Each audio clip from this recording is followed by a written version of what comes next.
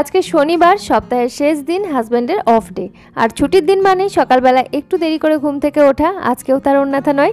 ঘুম থেকে উঠেই দেখি আকাশের মুখ ভার আর দফায় দফায় বৃষ্টি হচ্ছে। শরীরটাও দুজনেরই একটু খারাপ খারাপ, মানে একটু সর্দি সর্দি ভাব, মুখে তেমন রুচি নেই।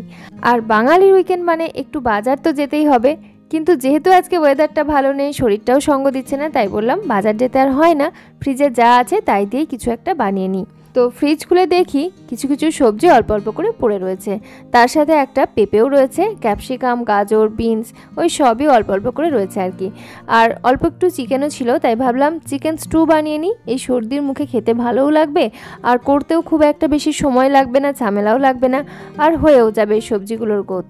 তো সেই জন্যই আমি সবজিগুলোকে এরকম ডুমো ডুমো করে কেটে নিচ্ছি।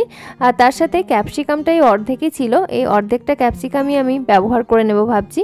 আর দেখবে ব্রেকফাস্টে যদি একটু হেভি খাওয়া হয়ে যায়, লাঞ্চের জন্য তেমন একটা খিদে হয় না। ওই জন্য ভাবছি ব্রেকফাস্টটা যেহেতু আজকে একটু লেটে লেটে হচ্ছে আর একটু হেভি করেই হবে, তাই লাঞ্চে তেমন একটা কিছু বানাবো না, সিদ্ধ ভাতই বসিয়ে নেব। চিকেন স্টু বানাতে গেলে দেখবে চিকেনটা যদি আগের থেকে একটু পাতিলেবুর রস, নুন, গোলমরিচ দিয়ে ম্যারিনেট করে রাখা হয়, খেতে ভীষণই ভালো লাগে। কিন্তু আজকে আমার আর সেই সময় হয়নি, ফ্রিজ থেকে বের করতেই লেট হয়ে গেছে, আগের থেকে তেমন কিছু প্ল্যানিং ছিল না, তাই আর ম্যারিনেট করা হয়নি। বাটারটা আমি এভাবে কিউব করে কেটে নিলাম, একটা কিউব ইউজ করব, আর বাকিগুলো ফ্রিজে একটা কন্টেনারে ভরে রেখে দিই। এভাবে করে ইউজ করলে খুব সুবিধা হয় পরবর্তীতে। একটা ফ্রাইং প্যান বসিয়ে নিয়েছে, তার মধ্যে একটা ছোট কিউব বাটার দিয়ে দিলাম, গোটা গরম মশলার ফোড়ন দিয়ে দিলাম, আর চিকেনটা আমি ধুয়ে জল ঝরিয়ে রেখেছিলাম ভালো করে। এখানে বোনলেস নয়, এমনি জাস্ট রেগুলার কাট করা সব রকম পিসি রয়েছে। একটু ভালো করে বাটারের সাথে গোটা গরম মশলার সাথে ভেজে নিচ্ছি, যাতে চিকেনের কাঁচা গন্ধটা চলে যায়। খুব ভালো করে ভেজে নিচ্ছি, আর একটু লবণ দিয়েছি। তারপরে ভালো করে ভাজা হয়ে গেলে যে সবজিগুলো কেটে রেখেছিলাম ডুমো ডুমো করে, সেগুলো দিয়ে দিচ্ছি। এই পেঁপে, গাজর, বিনস এগুলোই। আর তার সাথে মশলার মধ্যে আমি দিচ্ছি অল্প পরিমাণে হলুদের গুঁড়ো সুন্দর কালারের জন্য, আর জিরের গুঁড়ো, ধনিয়ার গুঁড়ো অল্প অল্প করে সব কিছুই দিচ্ছি। 1 টেবিল চামচ আদা কুচি, 1 টেবিল চামচ রসুন কুচি। তোমরা এখানে চাইলে আদা রসুন বাটাও ব্যবহার করতে পারো। তার সাথে একটা কাঁচা লঙ্কা ব্যবহার করলাম ঝালের জন্য। ধনেপাতার যে কাণ্ডের অংশটা, সেই কাণ্ডের অংশটা অ্যাড করে দিলাম। সমস্ত কিছু একসাথে ভালো করে একটু নাড়াচাড়া করে সুন্দর গন্ধ বেরোতে শুরু করলে এই পর্যায়ে ঢাকা চাপা দিয়ে একদম ফ্লেমটা লোতে করে বসিয়ে রাখলাম, যাতে সবজিগুলো একটু নরম হয়ে যায়। আর এই ফাঁকে আমি একটা মিশ্রণ তৈরি করে নিচ্ছি। 2 টেবিল চামচ মতো টক দইয়ের সাথে আদা রসুন বাটা এবং 1/2 চা চামচের মতো গরম মশলার গুঁড়ো।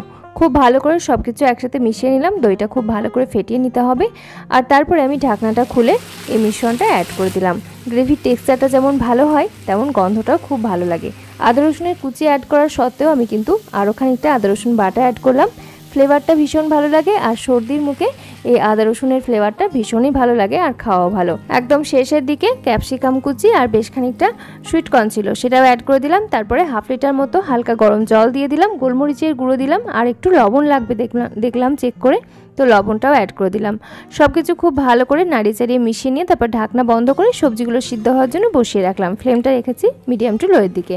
আর তারপরে এখানে আমি কিছুটা জলের মধ্যে 1 চামচ কর্নফ্লাওয়ার গুলে রেখে দিচ্ছি। এই কর্নফ্লাওয়ার গোলা জলটা একদম শেষের দিকে অ্যাড করব। সবজিগুলো এই পর্যায়ে আমি একটু চেক করে নিই, মিনিট 7-8 মতো সিদ্ধ করে নিয়েছি। তো মিনিট 7-8 পর এখন আমি একটু চেক করে নিচ্ছি, আর দেখেছি সবজিগুলো কিন্তু 80% কুক হয়ে গেছে। খুব বেশি সিদ্ধ করলে খেতে ভালো লাগবে না। এই পর্যায়ে আমি কর্নফ্লাওয়ার গোলা জল এবং বেশ খানিকটা কুচনো ধনেপাতা অ্যাড করে দিলাম। সব কিছু ভালো করে মিশিয়ে নিয়ে তারপরে ঢাকা বন্ধ করে মিনিট 2 মতো ফুটিয়ে তারপর ফ্লেমটা অফ করে দিলাম। এদিকে এই চিকেন স্টুয়ের সঙ্গে খাওয়ার জন্য আমি ব্রেড সেঁকে নিচ্ছি। এখানে শুধুই জাস্ট ব্রেড সেঁকা দিয়ে চিকেন স্টুটা খেতে ভালো লাগবে, তবে মুখে যেহেতু টেস্ট নেই, হাজব্যান্ড বলল একটু ব্রেডটা ডিম দিয়ে অমলেটের মতো করে দাও। তো সেজন্য আমি একটু ব্রেডগুলো সেঁকে নিয়ে তারপরে একটু স্যান্ডউইচের মতো করছি, যাতে একটু বেশি ভালো লাগে খেতে, আর পেটটা অনেকক্ষণ ভর্তি থাকবে। তো এদিকে আমি পেঁয়াজ, কাঁচা লঙ্কা, ধনেপাতা কেটে নিয়েছি, তার সাথে দিয়ে দিলাম স্বাদ মতো লবণ, গোলমরিচের গুঁড়ো, আর 3টে ডিম নিয়েছি। ডিমগুলো এর সঙ্গে অ্যাড করে দিচ্ছি। 3টে ডিম ভাবছি দেবো না, দুটোই দিচ্ছি, কারণ ওদিকে চিকেন, আবার এদিকে বেশি ডিম আবার হজমেরও সমস্যা হতে পারে। ওই জন্য 3টে ডিম দিচ্ছি না, 2টো ডিমই দিলাম। আর পেঁয়াজের সঙ্গে খুব ভালো করে ফেটিয়ে মিশিয়ে নিচ্ছি, যেমনভাবে আর কি নর্মালি এগ টোস্ট বানাই ঠিক সেইভাবেই বানাচ্ছি। তো তাওয়াতে আমি এখানে তেল দিয়ে দিলাম।